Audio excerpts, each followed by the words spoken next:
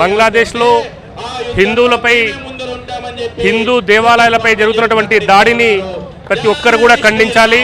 ఈరోజు బంగ్లాదేశ్లో మైనార్టీల హక్కులను కాపాడాలని చెప్పేసి అక్కడ ఉన్నటువంటి స్త్రీల యొక్క మాన ప్రాణాలను కాపాడాలని చెప్పేసి విశ్వ హిందూ పరిషత్ డిమాండ్ చేస్తూ ఉంది. స్వామి చిన్మయ దాస్ యొక్క అక్రమ అరెస్టును నిరసిస్తూ వారికి వెంటనే బెయిల్ విడుదల ఇవ్వాలని చెప్పేసి ఆ బెయిల్ ద్వారా విడుదల చేయాలని చెప్పేసి విశ్వ హిందూ పరిషత్ డిమాండ్ చేస్తూ ఉంది.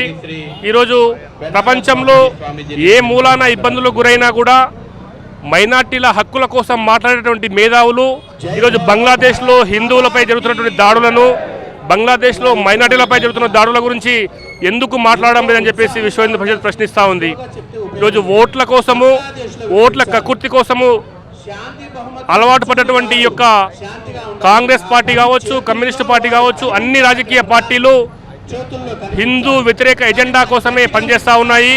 కాబట్టి ఇప్పటికైనా కూడా మానవ హక్కులు స్పందించాలి, మేధావులు అనుకునేటటువంటి వ్యక్తులు స్పందించాలి.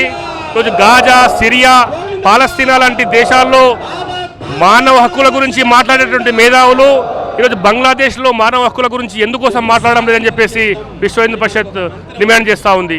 కాబట్టి ఇప్పటికైనా ప్రపంచంలో ఉన్నటువంటి హిందువులందరూ కూడా ఏకమై ఉద్యమించాలని చెప్పేసి విశ్వ హిందూ పరిషత్ డిమాండ్ చేస్తూ ఉంది.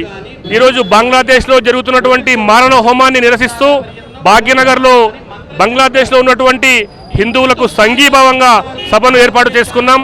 ఈ యొక్క సమావేశానికి వచ్చినటువంటి ప్రతి ఒక్కరికి కూడా ధన్యవాదాలు తెలియజేస్తా ఉన్నాము. జై శ్రీరామ్.